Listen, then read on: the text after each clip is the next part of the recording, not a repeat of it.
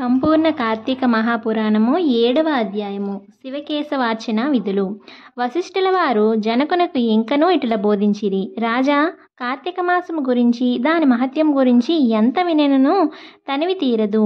ఈ మాసములో శ్రీ మహావిష్ణువును సహస్ర కమలములతో పూజించిన వారి ఇంట లక్ష్మీదేవి స్థిరముగా ఉండును. తులసీ దళములతో కానీ బిల్వపత్రములతో కానీ సహస్రనామ పూజలు చేసిన వారికి జన్మరాహిత్యము కలుగును. కార్తీక మాసమందు ఉసిరి చెట్టు కింద సాలగ్రామమును ఉంచి భక్తితో పూజించిన ఎడల వారికి కలుగు మోక్షము ఇంత అంతా కాదు.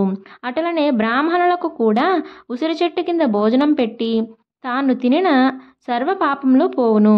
ఈ విధముగా కార్తీక స్నానములు దీపారాధనలు చేయలేని వారు ఉదయం సాయంకాలం ఏ గుడికైనా వెళ్ళి భక్తితో సాష్టాంగ నమస్కారములైనను చేసిన ఎడల వారి పాపములు నశించును.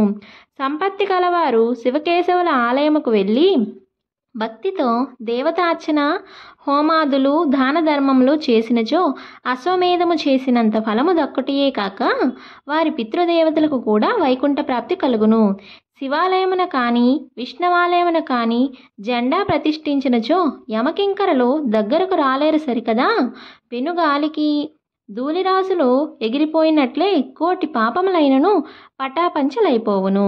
ఈ కార్తీక మాసంలో తులసి కోట వద్ద ఆవు పేడతో అలికి వరిపిండితో శంకుచక్ర ఆకారములు గల ముగ్గులు పెట్టి నువ్వులు ధాన్యములు పోసి వానిపై ప్రమిద నుంచి నిండా నువ్వుల నూనె పోసి వత్తిని వేసి వెలిగించవలెను.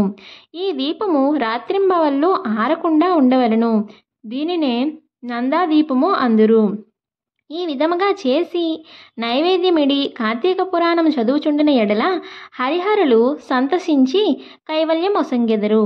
అటులనే కార్తీక మాసంలో ఈశ్వరుని జిల్లేడు పూలతో అర్చించిన ఎడల ఆయుర్వృద్ధి కలుగును.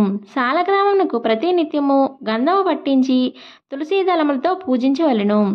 ఏ మనుజుడు ధనము బలము కలిగియు కార్తీక మాసమందు పూజాదులు సలుపడో ఆ మానవుడు మరుజన్మలో సునకమై తిండి దొరకక ఇంటి ఇంటా తిరిగి కర్రలతో దెబ్బలు తింటూ నీచ స్థితిలో చచ్చును.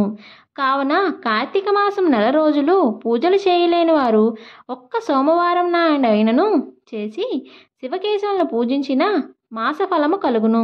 కనుక ఓ రాజా, నీవు కూడా ఈ వ్రతము ఆచరించి తరింపుము అని చెప్పెను.